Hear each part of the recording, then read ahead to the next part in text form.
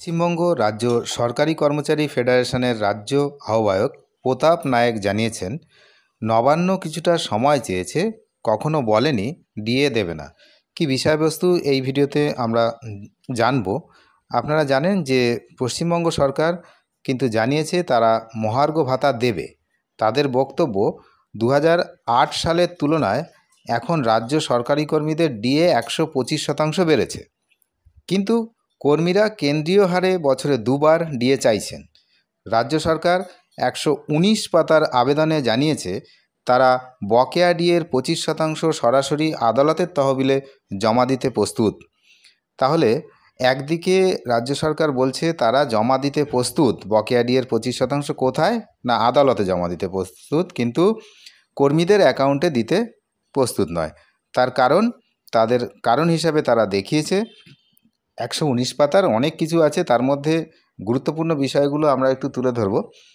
যে কারণ হিসাবে তারা জানিয়েছে যে যদি আদালতে এই মামলাটা রাজ্য জিতে যায়, অর্থাৎ রাজ্যের যদি জয়লাভ হয়, সেই সম্ভাবনা খুবই ক্ষীণ, তো যদি জয়লাভ হয় তাহলে কিন্তু ওই টাকাটা আর কর্মচারীদেরকে দেওয়া হবে না, সুতরাং আদালত থেকে টাকাটা ফেরত চলে আসবে।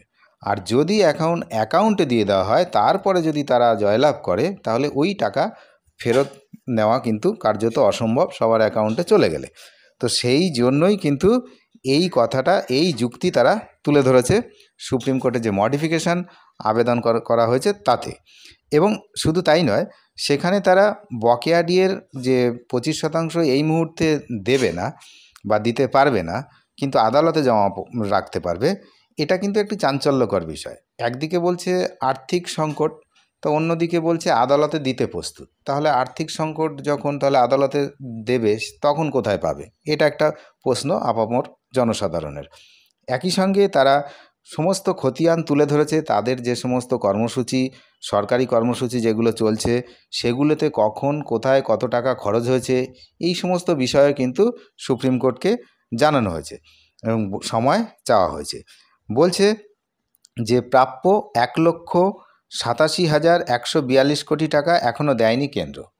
কেন্দ্র থেকে কিছু টাকা পাবে রাজ্য, সেই খতিয়ানও সেখানে তুলে ধরেছে। কি কি? 100 দিনের কাজ, প্রধানমন্ত্রী আবাস যোজনা, গ্রাম সড়ক যোজনা, স্বাস্থ্য মিশন, স্বচ্ছ ভারত মিশনের মতো কেন্দ্রীয় প্রকল্প যেগুলো রয়েছে, সেখান থেকে কিন্তু টাকা আটকে আছে, এমনটাও কিন্তু তারা জানিয়েছেন। এবং আরও জানিয়েছেন যে খরচও প্রচুর, যে কেন্দ্রীয় হারে যদি ডিএ আমরা দিচ্ছি না ঠিকই, কিন্তু বাকি সুবিধাগুলো কিন্তু তাদের সরকারি কর্মচারীদের আমরা দিচ্ছি। এবং রাজ্যের নানাবিধ যে সমস্ত প্রকল্প, সেই প্রকল্পের সুবিধা কিন্তু কর্মচারীরা পেয়ে থাকেন, এমনটাও ওই 119 পাতার এটাতে লেখা আছে মডিফিকেশান আবেদনে। আরও কি লেখা আছে যে এলটিসি, এইচটিসি খাতে 3 বছরে সরকার 864 কোটি 29 লক্ষ টাকা খরচ করেছে। সরকারি স্বাস্থ্য প্রকল্পে কর্মচারীদের জন্য 3 বছরে খরচ হয়েছে 1,590 কোটি 77 লক্ষ টাকা। অবসরপ্রাপ্ত কর্মচারী অর্থাৎ পেনশন, ফ্যামিলি পেনশন, তাদের জন্য 2024-25 অর্থবর্ষে 23,312 কোটি টাকা খরচ করেছে। মানে কোথায় কি খরচ হয়েছে সেই খতিয়ান তুলে ধরে বলছে যে আমাদের এখন এই টাকাটা আমরা দিতে পারবো না, এটা দিতে হলে আমাদেরকে ঋণ নিতে হবে, ঋণ নিলে কেন্দ্রীয় সরকারের অনুমতি প্রয়োজন রয়েছে। তাই সবটাই কিন্তু সময় সাপেক্ষ, সেই জন্য আদালতের কাছে তারা সময় চেয়েছে। আর সুপ্রিম কোর্টে এখন আপনারা জানেন যে অবসরকালীন বেঞ্চ চলছে। এই আবেদন এখন গ্রাহ্য হবে কি না সেটাও একটা বিষয় রয়েছে, সেই খবর কিন্তু এখনও আসেনি যে আবেদন হয়েছে কিন্তু সেটা গ্রাহ্য হয়েছে কি না বা তার শুনানি কবে হবে সেসবও কিন্তু এখনও সামনে আসেনি। তবে আগামী মাসের যে আগস্টের যে 4 তারিখ, আগামী আগস্টের 4 তারিখ, জুলাই নয়, আগস্টের 4 তারিখে কিন্তু এই মামলার আবার শুনানি রয়েছে।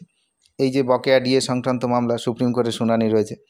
তো এখানে কিন্তু মানে বিরাট একটা সিচুয়েশান এমন ক্রিয়েট করে দেওয়া হয়েছে যে ঠিক আদালতের বেঁধে দেওয়া সময়সীমা শেষ হওয়ার দিন তখনই হচ্ছে মডিফিকেশান আবেদন করলো। যদিও আগে থেকে কিন্তু খবর ছিল যে মডিফিকেশান আবেদন করতে পারে রাজ্য, ঠিক সময় মতো অর্থাৎ জাস্ট লাস্ট ডেট, সেই সময় কিন্তু আবেদন করে দিল ডিএ বিলম্বিত করার জন্য, এবং ডিএ বিলম্বিত হবে।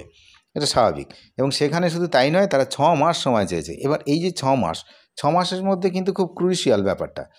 কেন না, 6 মাস সময়সীমার মধ্যে আপনাদের মনে থাকবে যে, আপনারা জেনেও থাকবেন যে আর একটা বিষয় সামনে আসছে, সেটা হচ্ছে নির্বাচন। আপনারা জানেন যে 6 মাসের যদি সময় এখানে দেওয়া হয় সুপ্রিম কোর্টের পক্ষ থেকে, তাহলে ওদিকে আবার নির্বাচনের সময় এগিয়ে আসছে। এবার নির্বাচন বিধিনিষেধের মধ্যে পড়ে গেলে এই ডিএ কিন্তু আরও বিলম্বিত হবে বা হতে পারে। এমন টার্গেট করেই কাজটা করা হয়েছে বলেই সবাই বলছে। বেশি ক্ষতির মধ্যে কারা পড়ছে না, আমরা বারবার বলছি যে বেশি ক্ষতির মধ্যে পড়ছে হচ্ছে তারা যারা পেনশনভোগী এবং ফ্যামিলি পেনশনার, অর্থাৎ যারা আমাদের সিনিয়র সিটিজেন রয়েছেন, আমাদের সহনাগরিক যারা সিনিয়র সিটিজেন, তাদের যে বকেয়া টাকাটা সেটা কিন্তু খুবই দরকার তাদের এই মুহূর্তে।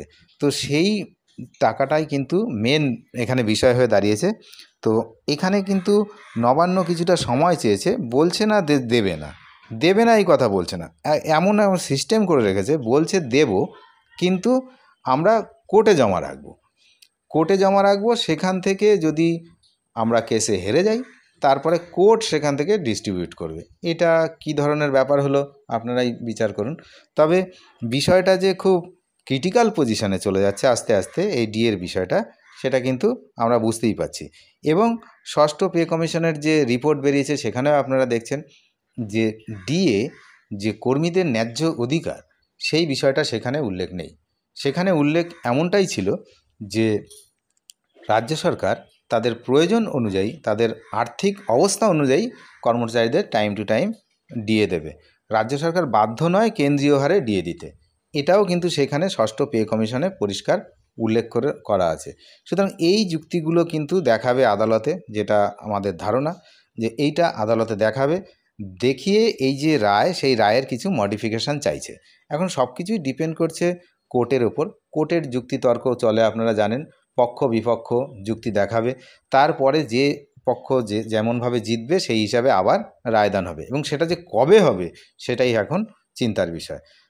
তাড়াতাড়ি তো হচ্ছে না, সেটা বোঝাই যাচ্ছে, তার কারণ এখন সুপ্রিম কোর্ট বসছে না, আপনারা জানেন। তাহলে এই মডিফিকেশান আবেদন যদি গ্রাহ্য হয়, তারপরে তখন তার শুনানির ডেট হবে, তারপরে সেই শুনানিতে কি হবে তখন আমরা জানতে পারবো যে বিষয়টা কি দাঁড়াচ্ছে। তবে আপাতত যে টাকা পাচ্ছে না সেটা কিন্তু এক প্রকার নিশ্চিত হয়ে গেছে, যেহেতু লাস্ট ডেটে গিয়ে সুপ্রিম কোর্টে মডিফিকেশান আবেদন করছে। এবং এক্ষেত্রে কোর্ট কন্টেম্প্ট কিন্তু অলরেডি হয়েই গেছে, যেহেতু কোর্টের নির্দেশ পালন করা হয়নি, সেই হিসাবে কিন্তু আদালতের যে নোটিশ, সেই নোটিশও কিন্তু তারা মানে আইনি নোটিশ পাঠানো হয়ে গেছে। মুখ্য সচিব, অর্থ সচিবকে আইনি নোটিশ পাঠানো হয়ে গেছে। এই সংগ্রামী যৌথ মঞ্চ, তারপরে ফেডারেশনের বিভিন্ন যে টিম রয়েছে সবার পক্ষ থেকে পাঠানো হয়ে গেছে। সুতরাং বিষয়টা খুবই জটিল পরিস্থিতির দিকে এগোচ্ছে। এবং আগামী মাসের 28 তারিখ যে নবান্ন অভিযানের কথা বলা হচ্ছে, সেই অভিযান এখন কিন্তু বলা হয়েছে যে এই দিন নবান্ন অভিযান হবে। তার জন্য যে পুলিশ পারমিশন এই সমস্ত লাগে, সেই কাজকর্মগুলোই এখন চলছে। এখন দেখা যাক যে এই বিষয়টা আপাতত কোন দিকে গিয়ে দাঁড়ায়।